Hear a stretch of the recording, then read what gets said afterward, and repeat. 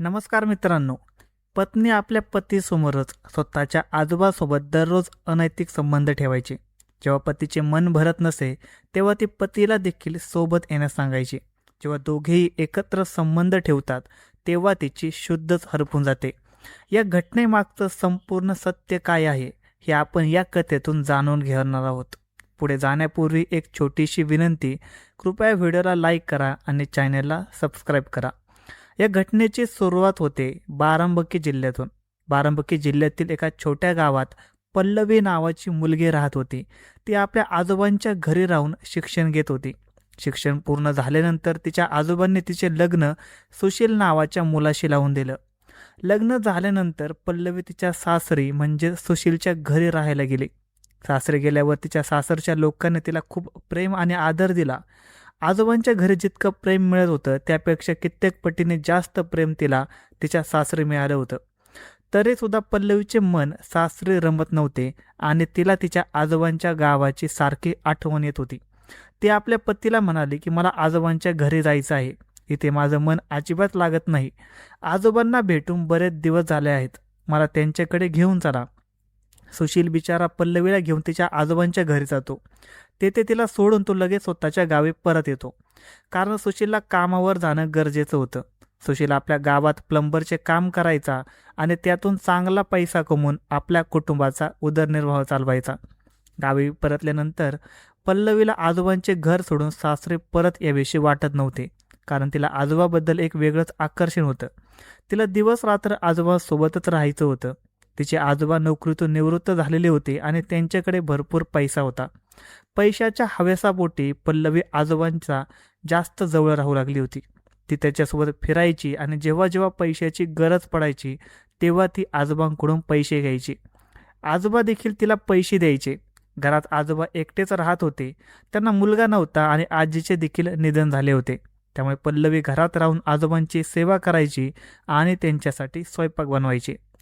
जेव्हा सुशील पल्लवीला फोन करायचा तेव्हा ती म्हणायची की सर्व काही ठीक आहे, तुम्ही सुद्धा इथेच येऊन राहा, काही अडचण नाही. माझे आजोबा तुम्हाला काहीही बोलणार नाही. पण सुशीलला तिच्या आजोबांच्या गावात राहायचं नव्हतं, कारण तिथे राहायला त्याचे काम सुटणार होते आणि काम न केल्यास घरचा खर्च कसा चालणार हा प्रश्न निर्माण होत होता. पल्लवी म्हणाली की घराचा सर्व खर्च आणि जबाबदाऱ्या मी सांभाळेल. तुम्हाला जितके पैसे हवे असतील ते मी देईन, पण तुम्ही माझ्यासोबत इथेच राहा. तरीही सुशीलने येण्यास नकार दिला.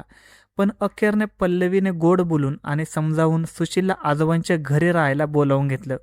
सुशील तिथे राहायला आल्यावर हळूहळू त्याला पल्लवीबद्दल अनेक गोष्टी समजू लागल्या. गावात त्याची एक दोन लोकांशी ओळख झाली तेव्हा पल्लवीच्या भूतकाळाबद्दल सत्य त्याच्या समोर येऊ लागलं. पण तरी देखील सुशील हा शांत राहिला होता. तो पल्लवीला भूतकाळाबद्दल काहीही बोलला नाही. तो रोज सकाळी गाडीने आपल्या गावी कामासाठी जायचा आणि काम संपून संध्याकाळी पल्लवीकडे परत यायचा. रात्री झोपताना आजोबा देखील त्यांच्या सोबतच झोपायचे.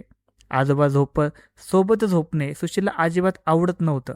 तो पल्लवीला म्हणाला की तुझे आजोबा आपल्यासोबत झोपले तर आपल्याला एकत्र वेळ घालवता येणार नाही. त्यांना खाली त्यांच्या खोलीत झोपायला सांग. पण पल्लवी मात्र आजोबांना खाली पाठवायला तयार नव्हती. ती म्हणाली की मी लहानपणापासून आजोबा सोबतच झोपत आले आहे, त्यामुळे मी त्यांना खाली पाठवू शकत नाही. जर तुला काही हवं असेल तर आजोबा झोपल्यावर आपण खाली जाऊ आणि काम झाल्यावर परत वर येऊ. सुशीलने तिचे म्हणणे मान्य केलं. रात्री 11 वाजता सुशील पल्लवीला घेऊन खाली खोलीत गेला. दोघांनी संबंध ठेवले आणि नंतर ते पुन्हा छतावर येऊन झोपले. सकाळी उठल्यावर आजोबांनी पल्लवीला विचारलं की रात्री तुम्ही दोघे कुठे गेला होता. पल्लवीने सांगितलं की खाली काही काम होतं म्हणून गेले होते.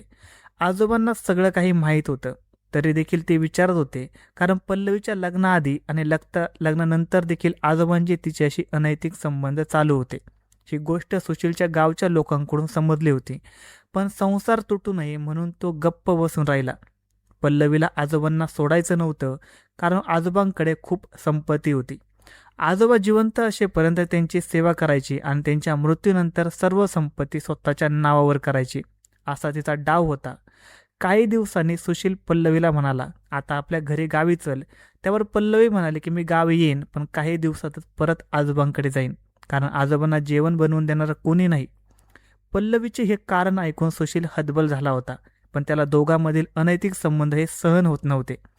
रागाच्या भरात सुशील आपल्या गावी निघून गेला आणि फोनवर पल्लवीला म्हणाला, तुला तिथेच राहायचे होते तर माझ्याशी लग्न का केलंस? तू माझ्यासोबत माझ्या घरी राहा. वाद वाढत गेला आणि शेवटी सुशील रागाने बोलून गेला, तू तुझ्या आजोबासोबत अनैतिक संबंधच आहेत म्हणून तुला तिथून यायचं नाही. तर त्यांच्यावरचे इतके प्रेम होते तर त्यांच्याशीच लग्न करायचं होतं. माझं आयुष्य का उद्ध्वस्त केलंस? हे ऐकून पल्लवी थक्क झाली. गावकऱ्यांनीच हे सुशीलला सांगितलं होतं.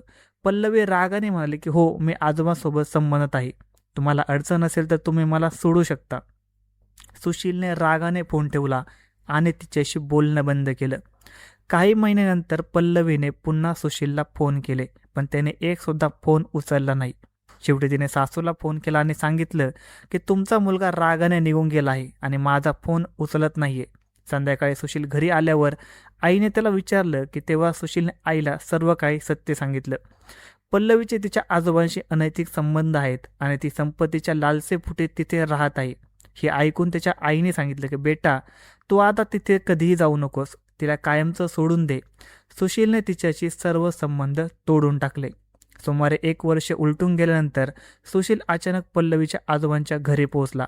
रात्री 10च्या सुमारास छतावर पल्लवी आणि तिचे आजोबा अनैतिक संबंध ठेवत असताना सुशील तिथे गेला. पल्लवीने त्याला पाहिलं आणि तिने सुशीलला देखील जवळ बोलावलं. सुशीलने आपला राग आवरला आणि तो देखील तिथे गेला. त्यानंतर आजोबा आणि सुशील या दोघांनी मिळून पल्लवीसोबत संबंध ठेवले. या प्रकारात पल्लवीची प्रकृती अत्यंत खालावली. दोघांच्या अतिरेकामुळे तिची अवस्था इतकी बिकट झाली की काही तासातच पल्लवीचा जागीच मृत्यू झाला. पल्लवीचा मृत्यू झाल्याचे पाहून आजोबा आणि सुशील प्रचंड घाबरले. कोणालाही संशय येऊ नये म्हणून त्यांनी रात्रीच्या अंधारात तिच्या मृतदेहाची विल्हेवाट लावली. रातोरात सर्व पुरावे नष्ट करून सुशील तिथून आपल्या गावी आला आणि लगेच दुसऱ्या शहरात कामासाठी निघून गेला. गावात कोणाला याबद्दल काही समजलं नाही. फक्त आजोबांना सत्य माहीत होतं आणि तेही पल्लवीच्या सततच्या पैशाच्या मागणीला कंटाळलेले होते. या कथेचा उद्देश कोणाच्याही भावना दुखावणे नसून केवळ समाजातील घटनाबद्दल जागरूक करणे हा आहे. कथा आवडली असेल लाईक करा, कमेंट करा आणि चॅनलला नक्की सबस्क्राईब करा. धन्यवाद.